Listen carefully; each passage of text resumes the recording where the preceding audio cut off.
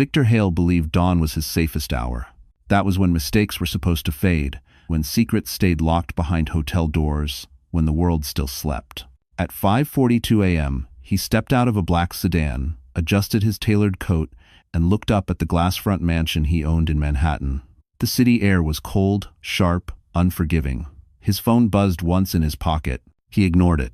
Nothing mattered now, except getting inside quietly, showering away the night, and slipping back into the life he controlled so well. Inside, the house was dark. Not the soft, sleepy dark he expected. This darkness was hollow, the kind that presses against your ears. No lights left on, no familiar glow from the kitchen, no faint sound of movement upstairs. Victor frowned.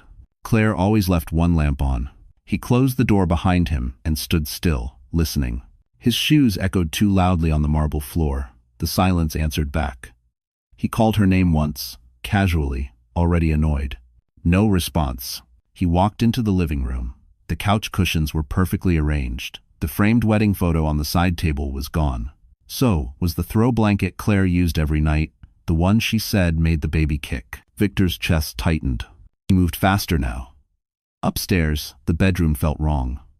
Her closet door stood open, shelves bare, drawers empty, the jewelry case missing. Even the prenatal vitamins were gone from the nightstand. This wasn't an argument. This wasn't a dramatic outburst. This was deliberate. His phone buzzed again. This time, he answered. "Mr. Hale?" a calm voice said. "Professional, official. This is the Manhattan Police Department. We need to ask you a few questions regarding your wife." Victor sat down on the edge of the bed, the room suddenly spinning. "What about her?" he asked. There was a pause on the line, just long enough to let fear settle. "We received a report early this morning," the officer continued, "that Claire Hale may be missing, and there are circumstances we need to clarify." Victor stared at the empty space where Claire had slept for years, his mind racing backward through the night he thought meant nothing. And then the officer added one sentence that made his blood run cold. "Sir, your wife disappeared hours before you came home." End quote. Victor ended the call without remembering how. His hand stayed frozen around the phone, as if it were no longer an object, but a verdict. The word missing echoed in his head, hollow and sharp at the same time. Claire didn't disappear.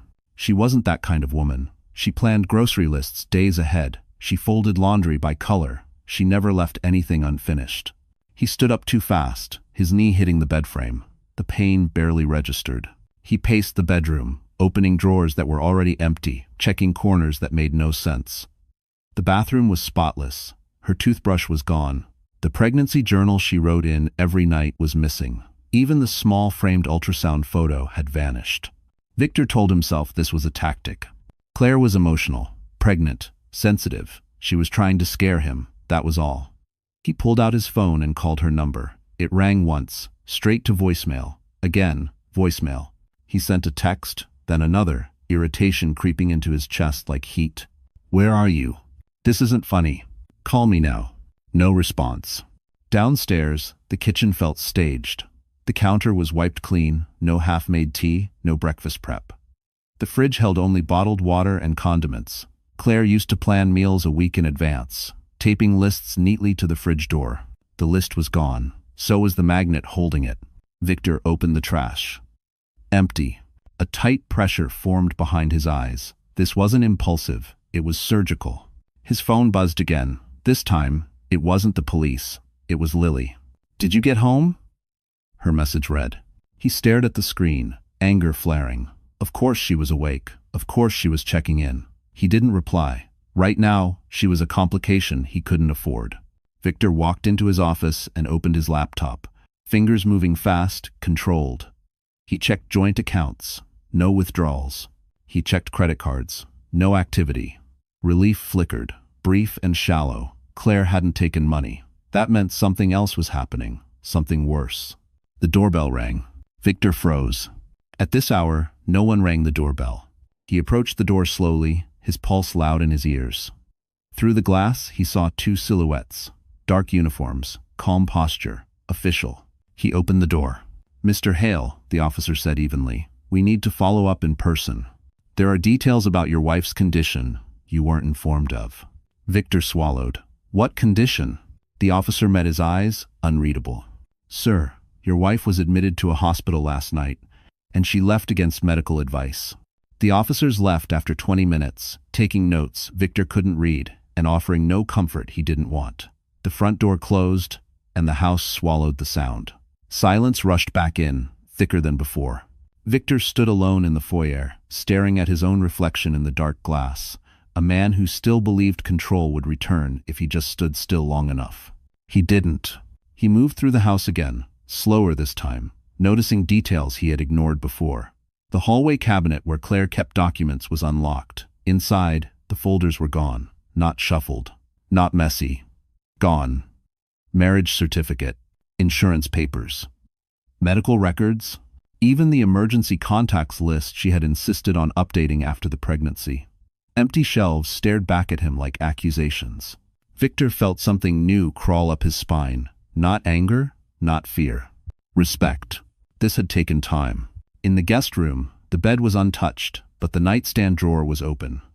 The burner phone Victor didn't know existed was missing. So was the envelope of cash he kept hidden behind old tax files. Claire had never gone near that drawer before. Or so he thought. He entered the nursery last.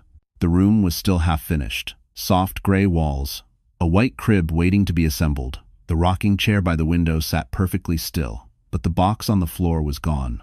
The one containing the baby clothes Victor's mother had sent. Expensive. Unnecessary. Claire had smiled politely and said thank you. Later, she had folded them anyway. Now they were gone. Victor pressed a hand against the crib rail, his breath uneven. "You can't do this," he muttered to the empty room, unsure who he was speaking to. "You don't know how this works." But the truth settled uncomfortably in his chest. Claire did know how this worked. She had known for a long time. He went back to his office and logged into his secure files. Everything looked normal at first glance. Accounts balanced, access intact. He exhaled slowly. This was the real world, not emotions, not drama. Numbers didn't lie. Then he noticed the timestamp. Someone had accessed a file at 3:11 a.m. His stomach dropped. The file wasn't money, it was information. A private memo outlining asset restructuring, written years ago, when Claire still sat beside him during late nights, listening quietly while he talked through deals. He had assumed she didn't understand. He had been wrong. Victor's phone vibrated. A message appeared from an unknown number. "One thing you should know," the text read. "I didn't leave in fear. Ask B." Then another message followed, slower, deliberate. "I left because I finally had leverage." By mid-morning, the house no longer felt like Victor's. It felt like evidence. Every clean surface, every empty space whispered intention. He showered, dressed, and tried to anchor himself in routine, but his hands shook as he fastened his watch. Control. The thing he relied on most was slipping in ways he couldn't quantify. His phone rang again.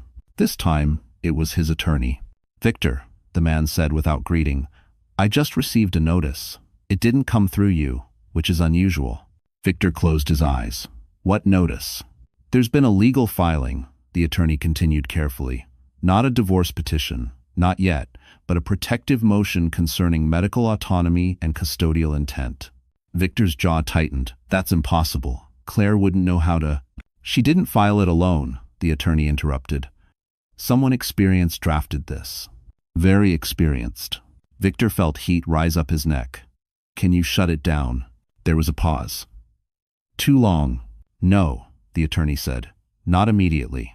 The motion references medical negligence risk, emotional abandonment, and a documented pattern of absence." Victor laughed, sharp and hollow. "Documented by who?" "Hospital staff," the attorney replied. "Security logs, timestamps. Apparently, your wife arrived alone last night. She asked for you. You weren't reachable. If you was tapazit." The words landed heavier than any accusation. Victor pictured the hotel room, the muted lights, the glass of water on the nightstand, the phone he'd silenced. "She left the hospital," Victor said coldly. "Against advice." "Yes," the attorney agreed. "And that's what makes this complicated. The filing argues she left because she felt unsafe staying." "Unsafe?" Victor snapped. "From me?" "From the environment," the attorney corrected. "Including emotional stress, public image matters here, and some scars." After the call ended, Victor sat at his desk, staring at nothing. His phone buzzed again. Lily's name lit up the screen. He hesitated, then answered. "Victor," she said softly. "I just saw something online.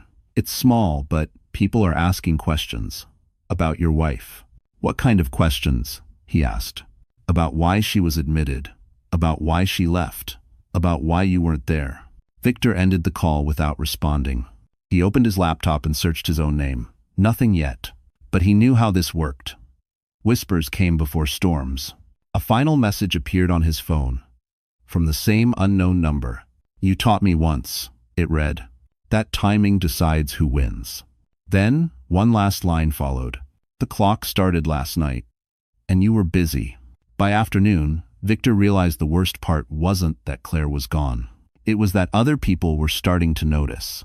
His assistant stood in the doorway of his office, pale and tense, holding an iPad like it weighed too much. "I didn't want to interrupt," she said carefully, "but there's movement." Victor looked up slowly. "Movement where?" "Social channels, private forums, industry group chats." She swallowed. Nothing explicit, just questions.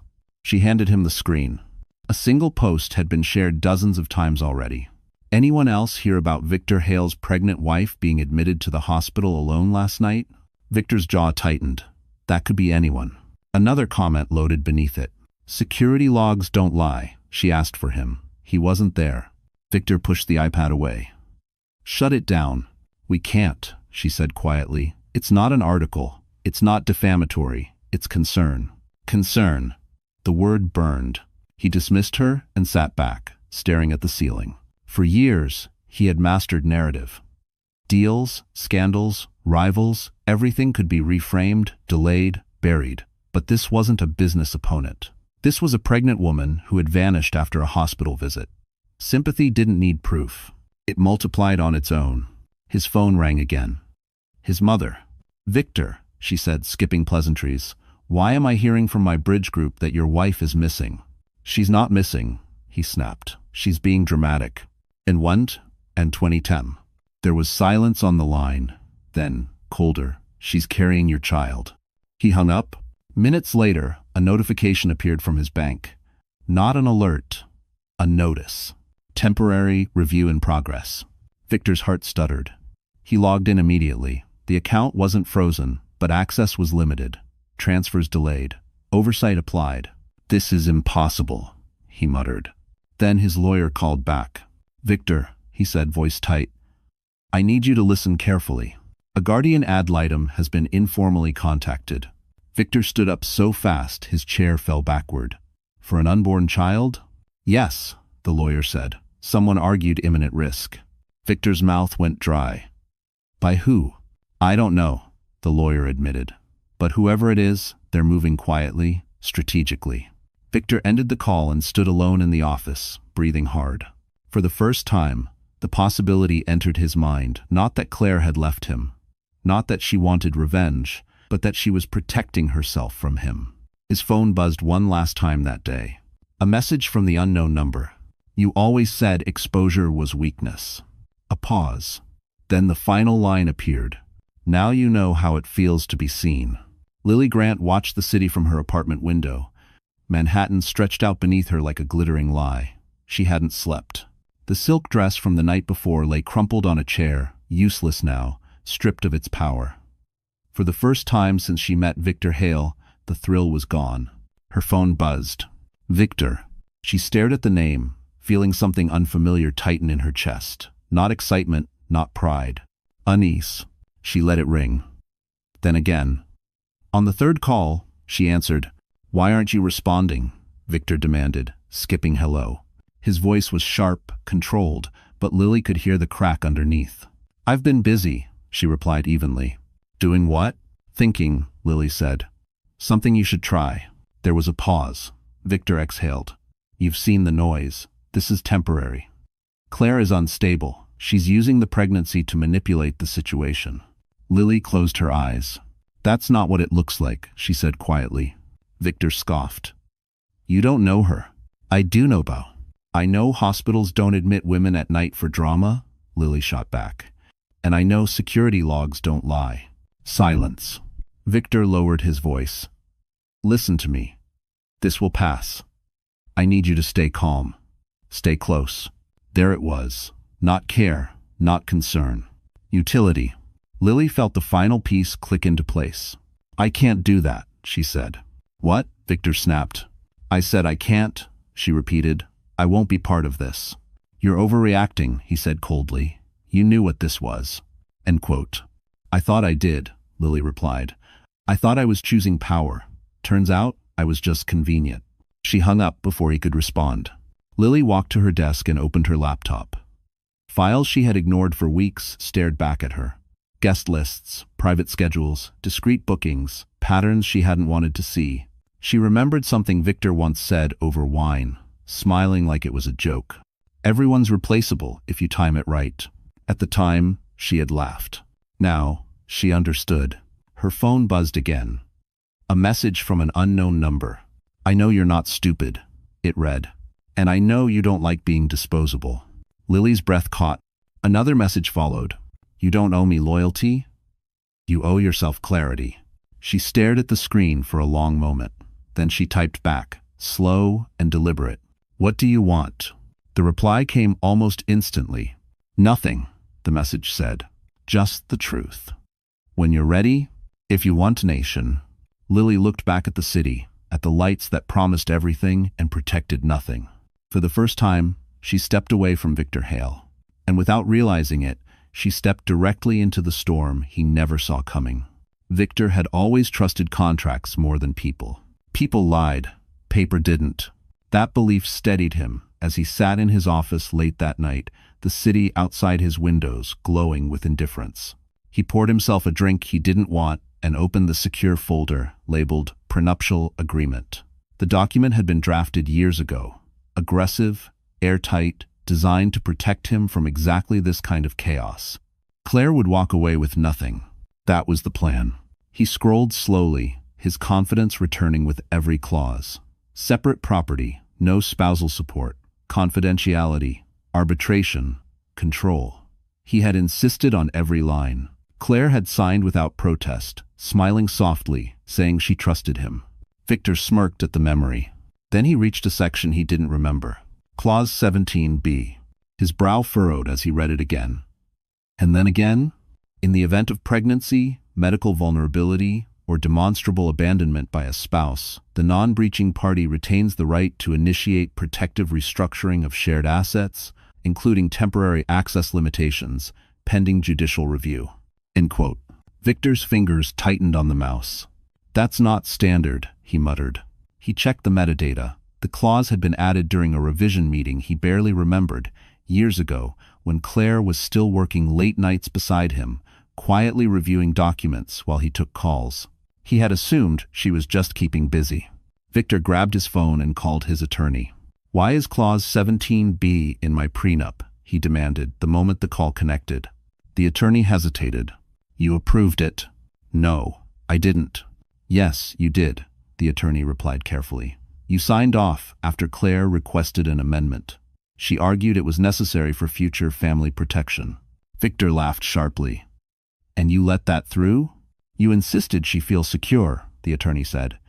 You said happy spouses didn't sue. The words tasted bitter now. Victor slammed his fist on the desk. Can it be challenged? Eventually, the attorney said. But right now, it's active. Especially given the hospital records. Victor hung up and stared at the screen, his reflection warped in the glass. For the first time, he saw it clearly. Claire hadn't been passive. She had been patient. His phone buzzed with a new message. Unknown number. You always believed preparation was paranoia, the message read. I believed it was survival. Another line followed. You signed that clause yourself. I just made sure you understood it too late. End quote. Victor leaned back in his chair, the room suddenly too small, the air too thin. Outside, the city moved on. Inside, the foundation he had built his life on began to crack, not from attack, but from a mistake he had made years ago, when he thought love meant control. The man who walked into the quiet conference room at dawn didn't look like a savior. He looked tired. Nathan Cole loosened his tie, set his leather briefcase on the table, and glanced once at the clock. 6:18 a.m. Too early for court. Too late for coincidence. "Thank you for coming," Claire said from across the room. Her voice was steady, but Nathan noticed the way her hand rested protectively over her stomach, the way her shoulders held tension she refused to show. He took a seat without asking questions. That alone told her she had chosen the right person. "You said it was urgent," he replied. "And that you were finally ready." Claire nodded. "I didn't want to drag you into this unless I had no other option." Nathan gave a small, humorless smile. "You never called unless things were already burning." She almost smiled at that. 10 years earlier, Claire had been a junior strategist, unnoticed, underestimated. Nathan had been on the verge of professional ruin, framed quietly, pushed out politely. She had stayed late, connected numbers no one else bothered to read, and handed him the proof that saved his career. He never forgot that. "Victor thinks this is emotional," Claire said calmly. "He thinks I left because I was scared." Nathan leaned forward. "You didn't." "No," she said. "I left because I was prepared." She slid a folder across the table. Nathan opened it slowly. Hospital records, time-stamped absences, prenup clauses, financial memos, security logs, everything arranged with ruthless clarity. Nathan exhaled under his breath. "This isn't defense," he said. "This is positioning." And Claire met his eyes. "I don't want revenge. I want safety. For my child. And I want the truth to stand on its own." Nathan closed the folder. "Then we move quietly. No press. No dramatic filings. We let him think he still has room." "And when he realizes he doesn't?" Claire asked. Nathan stood. "By then, it won't matter." For the first time in days, Claire felt something loosen in her chest. Not relief. Something deeper. Trust. As Nathan reached the door, he paused. "One more thing," he said. "Victor will assume someone manipulated you." Claire shook her head. "Let him." Nathan nodded once. "Good. Because the most dangerous thing for a man like him is realizing too late that the woman he underestimated was always capable of ending the game." When he left, Claire sat alone, breathing evenly. Outside, the city woke up, and for the first time, she wasn't running from it. Victor felt it before anyone told him. The pressure, the delay, the subtle resistance he had built his empire to avoid. At 9:07 a.m., he attempted a routine transfer between two internal holding accounts. It was a habit, a daily sweep that kept liquidity, fluid, and power unquestioned. The screen loaded longer than usual. Then a neutral message appeared. "Transaction pending review." Victor stared at it, unmoving. He refreshed. Same message. "That's not possible," he said aloud to the empty office. He called his private banker immediately. No answer. He tried again, straight to voicemail. The third call connected, but the voice on the other end sounded different. Formal. Cautious. "There's been a temporary oversight flag," the banker said. "Nothing alarming, just procedure." "What triggered it?" Victor asked. A pause. "A protective filing tied to medical vulnerability." Victor closed his eyes. "Of course it was."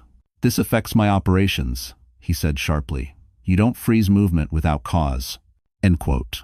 "It's not a freeze," the banker corrected. "It's a delay. For now." For now. The phrase hit harder than any accusation. Victor hung up and opened his internal dashboard. Most assets were intact, but not all access was equal anymore. Windows had narrowed, doors had slowed. He scrolled through recent activity logs. Someone had been busy. Not withdrawing, not stealing, positioning, restructuring, visibility, moving authority just enough to make every action require permission. Claire hadn't taken money. She had taken momentum. Victor leaned back, breathing through his nose, forcing his thoughts into order. This was still manageable. Oversight could be challenged. Reviews could be expedited. He still had relationships. Influence. His phone buzzed. A message from Lily. "We need to talk," it read. He didn't respond. Instead, he opened a private forum he rarely visited anymore. The conversations were still polite, still professional, but something had shifted. Replies came slower. Assumptions were being questioned. A new message appeared from an unknown number. "You're feeling it now," the text said. The friction. Victor's jaw tightened. Another line followed. "You built everything to move fast. I built this to make you wait." Victor stood and walked to the window, staring down at the city that had once bent so easily to his will. He had underestimated patience. He had underestimated silence, and for the first time, he understood the danger wasn't exposure. It was containment. His phone vibrated again. One final message appeared, calm and precise. This was just the first door. Victor agreed to meet Lily because he believed he still controlled the variables. She had been an indulgence, a distraction, never a threat. Whatever noise she was hearing, whatever doubts she claimed to have, he assumed he could contain her the way he contained everything else. They met in a private lounge overlooking the river, quiet enough to feel expensive. Lily arrived first, calm, composed. That alone unsettled him. "You look tired," she said as he sat down. "I've had a week," Victor replied coolly. "Let's not pretend you don't know why." Lily didn't argue. She stirred her coffee slowly, then looked up. "I know more than you think." Victor smiled thinly. "Careful. Curiosity isn't the same as leverage." She met his gaze without blinking. "Neither is arrogance." That wiped the smile from his face. "You always spoke about loyalty," Lily continued. "About how people stayed because you rewarded them. But that's not loyalty, that's dependency." Victor leaned forward. "And what exactly are you suggesting?" "That I've seen the pattern," she said. "The hotels, the promises, the way women are rotated, not chosen." Victor scoffed. "You knew what this was." "I knew what you wanted me to believe it was," Lily replied. "I didn't know how disposable everyone was, including me." She reached into her bag and placed her phone on the table, screen facing him. A paused video, a document folder, time-stamped messages. Victor's stomach tightened. "What is this?" he asked. "Insurance," Lily said softly. "For myself and for someone else." His voice dropped. "You went behind my back?" "I went ahead of you," she corrected. "You taught me timing matters." Victor stood abruptly. "You're making a mistake?" "Of regress." Lily didn't move. "No, I'm correcting one." She stood, smoothing her coat. "By the way, Victor, she wasn't wrong." "Who?" he snapped. "Claire," Lily said. "She didn't leave because she was afraid. She left because she finally saw you clearly." Victor felt something fracture in his chest, sharp and sudden. "You gave her information," he accused. Lily smiled sadly. "I gave her truth. The rest she already had." She walked away without looking back.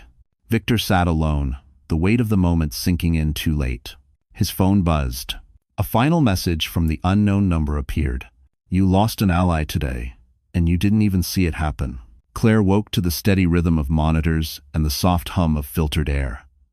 The room was quiet, clean, intentionally anonymous. No flowers. No cards. No visitors wandering in by accident. That had been the condition. Safety first, always.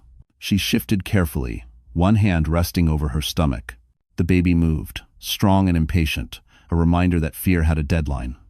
The doctor had been clear the night she left the hospital. Stress like hers was dangerous, not dramatic, dangerous. A nurse entered, calm and kind. "Your vitals look good," she said. "Dr. Henson will be in shortly." Claire nodded. She didn't ask where she was. She already knew.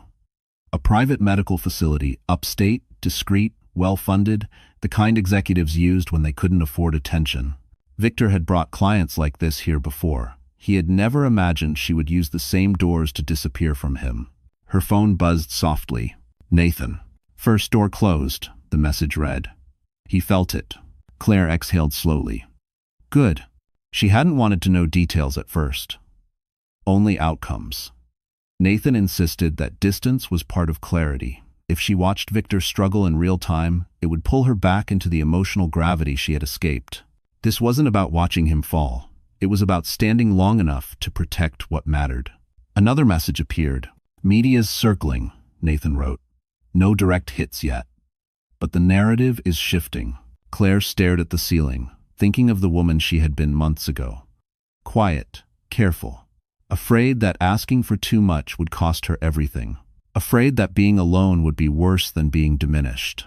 She had been wrong. Being unseen was worse. Dr. Henson entered, reviewing her chart. "You did the right thing," he said gently.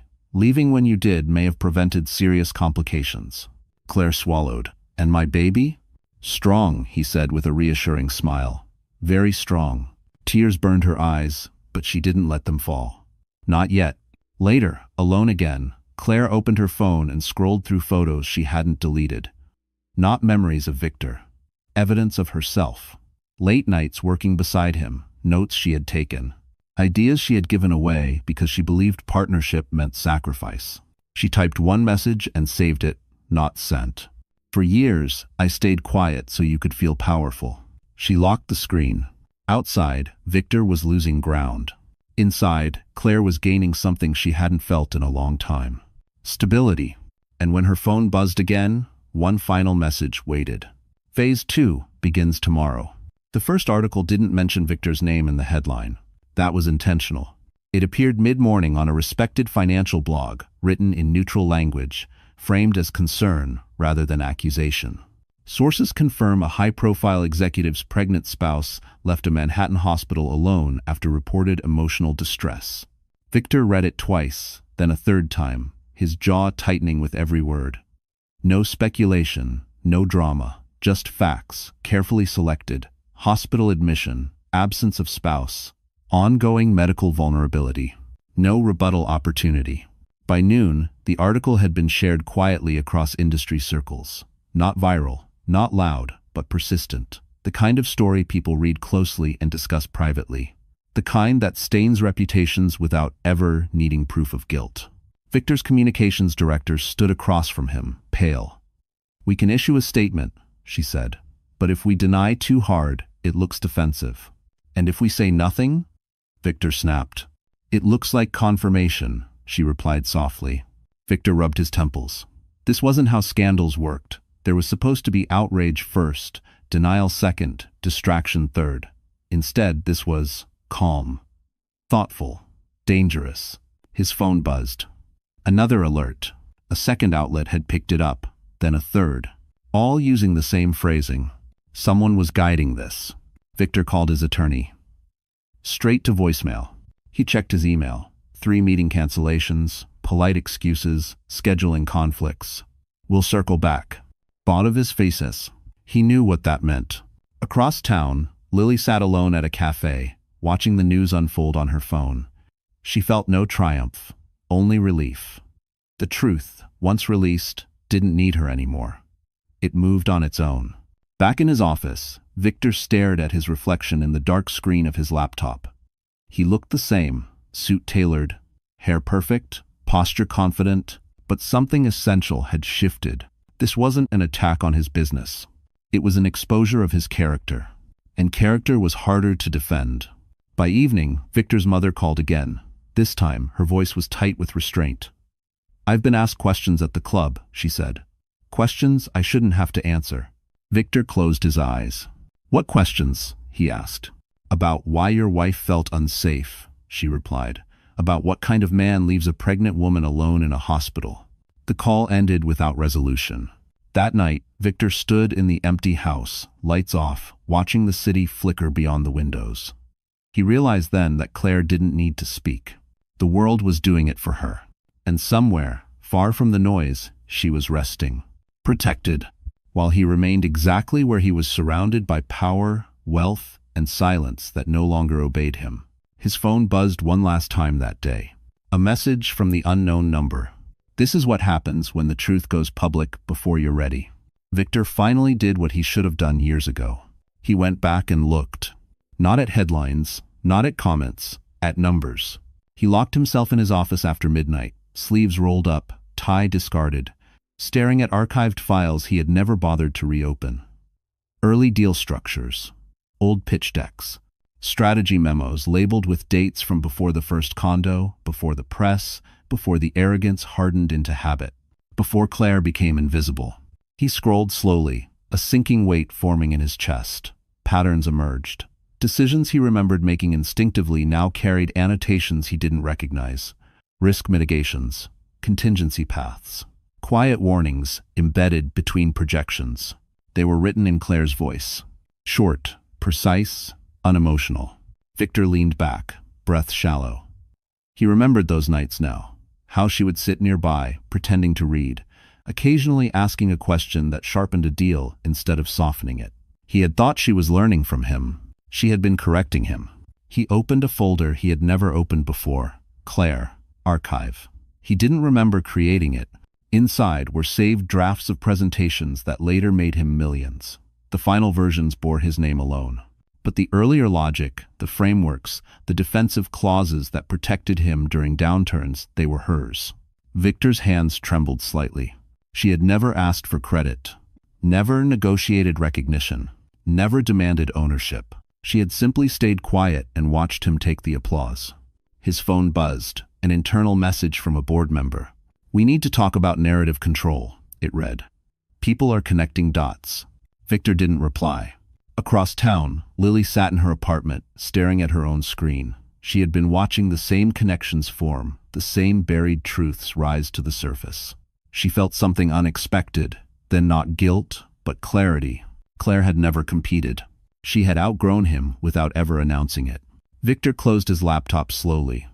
The room felt smaller now, like it was shrinking around him. He finally understood the cruel irony of it all. Claire hadn't taken revenge. She hadn't taken money. She hadn't taken public credit for what she built. She had taken distance. And distance was the one thing he couldn't dominate. His phone lit up one more time. A message from Nathan, brief and surgical. "You're not losing what you own," it read. "You're losing what you never earned alone." Victor stared at the words, the truth settling deeper than any headline ever could. And in that moment, he realized the most dangerous part of Claire Monroe's plan wasn't what she was doing now. It was what she had already done years ago. And she had never once warned him.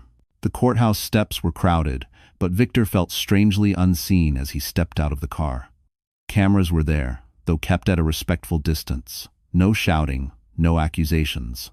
Just lenses waiting, observing, recording. He adjusted his jacket, straightened his spine, and reminded himself that rooms like this were where he usually won. Inside, the air was cool and impersonal. Marble floors, muted voices. The quiet authority of a place designed to strip emotion from conflict. Victor signed in, nodded to faces he recognized, and ignored the ones that no longer smiled.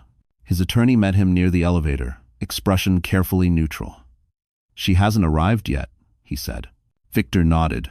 Of course she hasn't. He told himself Claire was still hiding, recuperating, delaying. It was easier to believe that than to imagine her choosing when to appear. They entered the hearing room. Victor took his seat at the polished table, hands folded, jaw tight. The judge hadn't arrived. The opposing chair sat empty. Minutes passed. Victor's confidence began to feel brittle. His attorney leaned closer. "We should be prepared," he whispered. "Her filings are thorough." Victor scoffed softly. "She's emotional. Judges see through that." The door opened. Conversations hushed. Victor looked up, expecting lawyers, aides, procedural noise. Instead, he saw Claire. She moved slowly, carefully, accompanied by Nathan Cole and a court officer. She wore no makeup, no jewelry. A simple, tailored dress that didn't hide her pregnancy or apologize for it. Her face was calm, not defiant, not afraid, present. Victor's breath caught. This wasn't the woman he remembered leaving behind. She didn't look broken. She didn't look angry. She looked resolved. Claire took her seat without glancing his way. Nathan placed a folder on the table, thick and organized. The judge entered moments later, and the room rose as one. As proceedings began, Victor listened in disbelief. Medical documentation, timeline analysis, abandonment patterns, prenuptial clauses activated by specific conditions. Each point delivered without drama, without exaggeration. This wasn't a plea. It was a case. Victor's attorney objected twice. The judge overruled both times. Then Nathan stood. "Your Honor," he said calmly, "my client is not here to punish her spouse. She is here to protect herself and her unborn child." Claire finally looked at Victor then, not with hatred, with finality. Victor felt something sink deep in his chest, heavy and irreversible. The room no longer belonged to him. The narrative wasn't his to steer. And as the judge adjusted her glasses and turned to the next document, Victor understood something too late. This wasn't the beginning of the trial. It was the end of his advantage. The judge paused, fingers resting on the file as the room settled into a tense quiet. Claire felt every breath, every shift of weight, every heartbeat echo in her ears. Nathan had done exactly what he promised. He built the structure, framed the facts, removed emotion from the equation. Now there was only one thing left. Her voice? "Mrs. Hale," the judge said evenly, "you may speak if you wish." Victor turned toward her at last, searching her face for something familiar. Fear. Hesitation. The need to explain herself to him. He found none of it. Claire stood slowly, one hand supporting her lower back, the other resting over her stomach. The movement was careful but deliberate, a reminder of what was at stake and what she had carried alone for far too long. "I'm not here to accuse," Claire began, her voice calm but steady. "And I'm not here to ask for sympathy." Victor swallowed. "For years, I believed that being quiet was the same as being loyal," she continued. "I believed that supporting my husband meant erasing myself. I thought love required endurance, even when it became harmful." She looked at the judge, not at Victor. "The night I went to the hospital, I wasn't dramatic. I wasn't confused. I was scared, and I was alone. Not because my husband was unreachable, but because he chose not to be." A subtle stir moved through the room. "I left because I understood something very clearly," Claire said. "If I stayed silent any longer, my child would inherit the same absence I learned to survive." Victor's jaw tightened. He wanted to interrupt. He couldn't. "I didn't plan revenge," she said. "I planned protection. For my body, for my child, for my future." Her eyes finally met Victor's. "And I planned it because I knew no one would do it for me." The judge listened without expression, pen moving slowly across the page. Claire took a breath. "I'm not asking to be rescued. I'm asking for the space to live without fear. That's all." She sat down. The silence that followed wasn't awkward. It was heavy, earned. Victor felt something irreversible settle into place. This wasn't about contracts anymore, or image, or control. This was about a woman who had stopped explaining herself. The judge closed the file gently. "Thank you, Mrs. Hale," she said. And in that moment, Victor understood the truth he had avoided for years. Claire hadn't taken power from him. She had simply taken it back. The judge returned after a brief recess, expression composed, unreadable. The courtroom rose and sat again, the scrape of chairs sounding louder than it should have. Victor felt every second stretch. He had walked into rooms like this his entire life, believing patience was a weapon he alone mastered. Today, patience worked against him. Having reviewed the filings, the judge began. "This court recognizes the activation of Clause 17B of the prenuptial agreement." Victor stiffened. The judge continued, voice steady.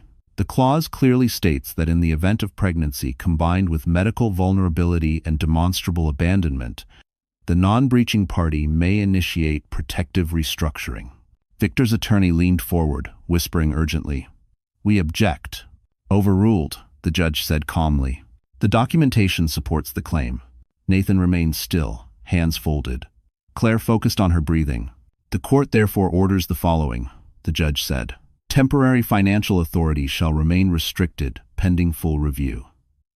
Primary medical decision-making authority is granted to Mrs. Hale. All unilateral asset movement by Mr. Hale is suspended."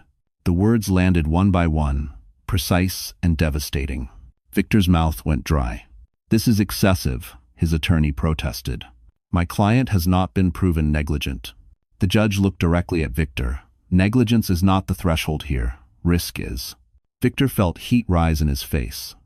Risk. He had built an empire on managing risk, and yet he had failed to see the most obvious one standing beside him for years. The judge turned another page. "Additionally, given the circumstances, this court recommends the appointment of an independent guardian ad litem to represent the unborn child's interests." End quote. That was the blow. Victor gripped the edge of the table, knuckles white. This was no longer a warning, it was containment. Claire felt the weight of it too, but differently. Not as loss, as release. The judge concluded, "These measures are effective immediately." The gavel came down softly. It was over. Victor stood slowly, the room seeming farther away than before. Conversations resumed around him, hushed but alive. He looked at Claire once more, searching for triumph, for satisfaction. He found none. She looked tired, focused, free. As she rose to leave with Nathan, Victor spoke, his voice low. "You planned this?" Claire paused, then turned. "I planned to survive," she said. The rest happened because you gave me no reason to stay quiet." She walked away without waiting for his reply.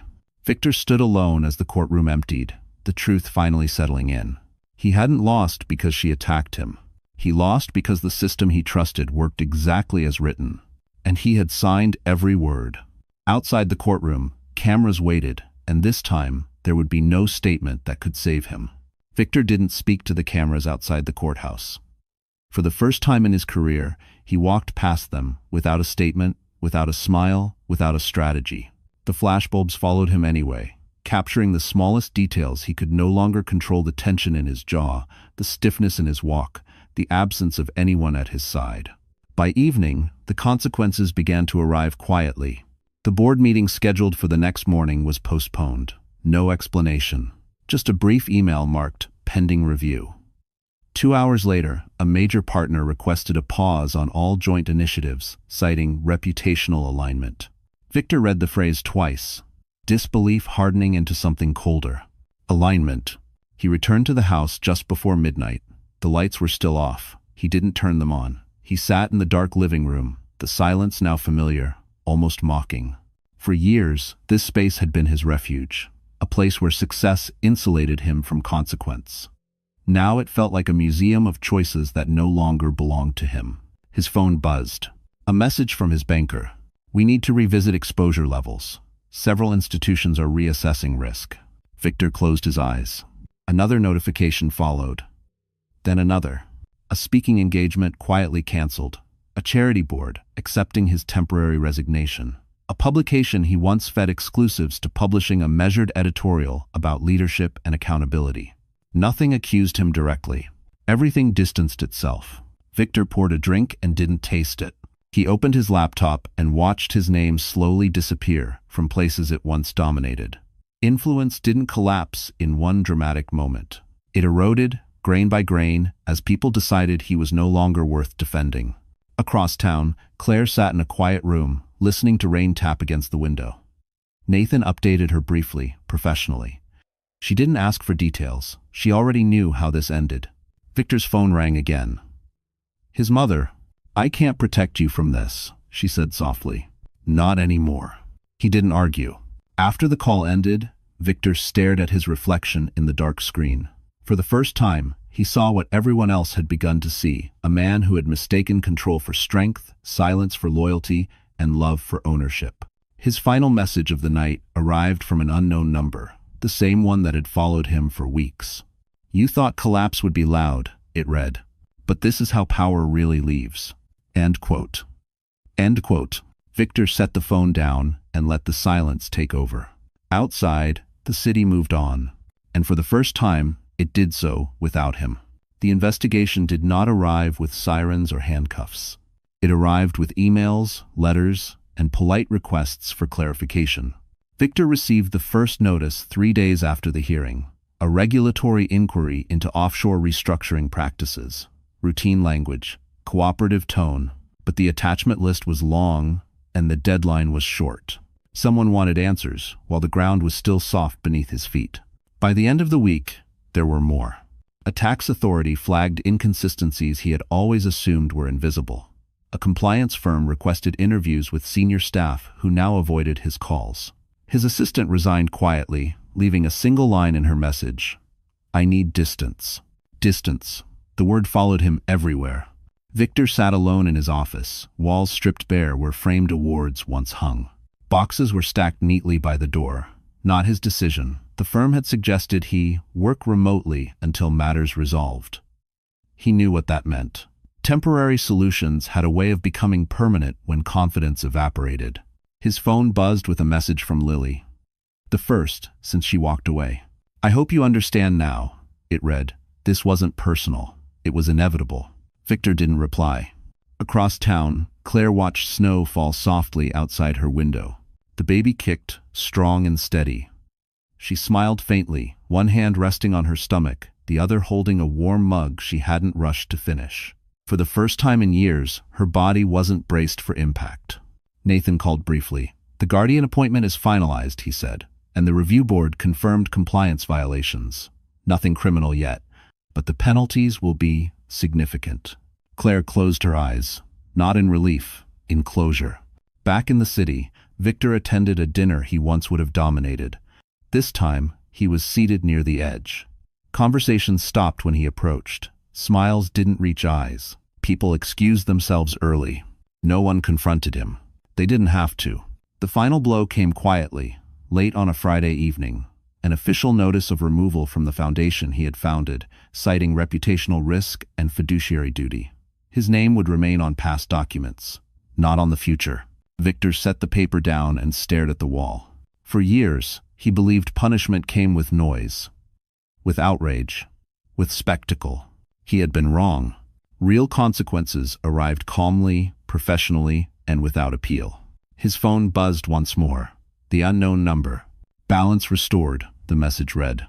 Not by revenge, by consequence. Victor didn't delete it. He finally understood. This wasn't about losing Claire. It was about losing the version of himself the world no longer needed. Claire held her son just after dawn, the room quiet except for his breathing and the soft rustle of sheets.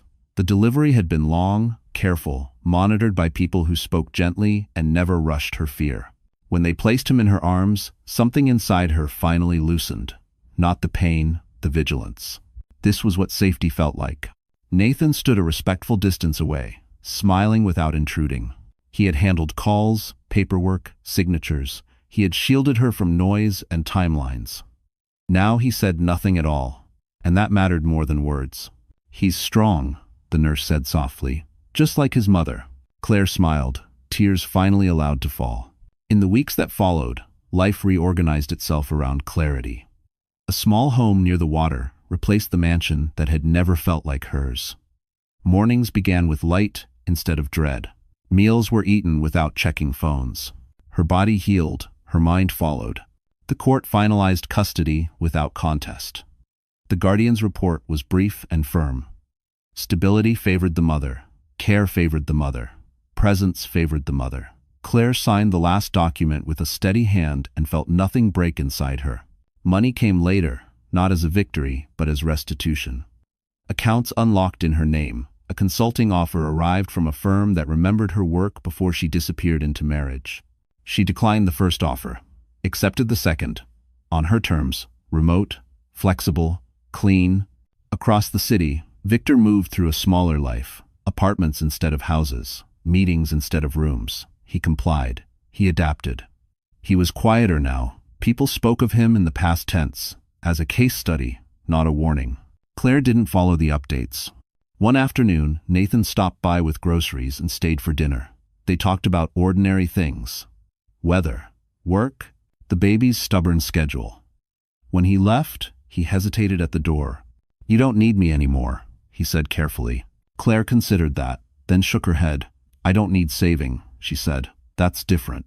He smiled, relieved.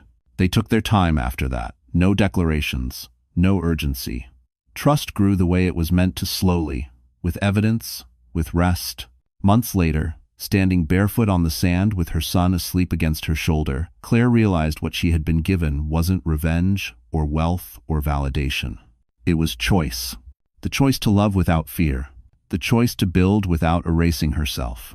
The choice to be seen and still be safe. And that was more than she had ever asked for. 1 year later, the morning light filled the small coastal house without asking permission. Claire woke before her son, listening to the quiet rhythm of waves beyond the windows. There was no rush in her body anymore, no instinct to brace.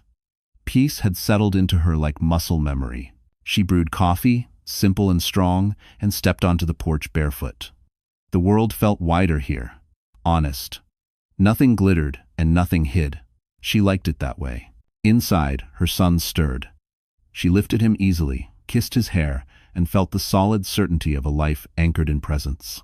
This was the reward no court document could list. This was the ending she had earned. Later that afternoon, a small gathering formed on the sand. Nothing elaborate, just a few people who had stayed. Nathan arrived last, sleeves rolled up, shoes in hand, smiling in that quiet way that never demanded attention. He knelt to greet her son first. That had always mattered to her. They hadn't rushed anything. Love, she learned, didn't need momentum to feel real. It needed consistency. Respect. Safety. As the sun dipped low, Nathan reached for her hand. No speech, no audience. Just a question asked with his eyes, answered with her nod. Months later, they married quietly. No press, no announcements, no proving anything to anyone. Claire wore a simple dress and stood grounded, not waiting to be chosen, but choosing. The life ahead of her felt expansive, not fragile. Across the city, Victor watched the news of an acquisition he once would have led. Someone else's name filled the screen. He turned it off. His world was smaller now, quieter. Consequences had settled where excuses used to live. He carried them alone. Claire never checked. She was busy living. On a clear morning, standing in the kitchen with her son laughing at her feet and Nathan reading beside the window, Claire understood the full shape of justice. It wasn't humiliation. It wasn't spectacle. It was balance. She had lost a marriage that required her to disappear. She had gained a life that allowed her to exist fully. The past no longer chased her. The future no longer scared her. And in that stillness, Claire Monroe knew the truth that closed everything cleanly and completely. She hadn't survived the story. She had outgrown it. So that's where the story closes. And if you're still here with us right now, all the way to this moment, then something in this story touched you. Maybe quietly, maybe painfully, maybe in a way you didn't expect. Stories like this don't stay with us because of the drama alone. They stay because they mirror real life. The moments when we stay silent too long, when we confuse endurance with love, when we give pieces of ourselves away hoping things will change. One of the core lessons here is simple but powerful. Self-respect is not selfish. As the Stoics believed, you cannot control how others act, but you can control what you tolerate. Healing doesn't begin when others apologize. It begins when you decide you deserve peace. Strength isn't loud revenge. It's quiet boundaries. It's choosing clarity over chaos. It's understanding, as Marcus Aurelius once taught, that your life is shaped by your thoughts, and changing your thoughts changes your future. Claire didn't win because she destroyed someone else. She won because she stopped abandoning herself.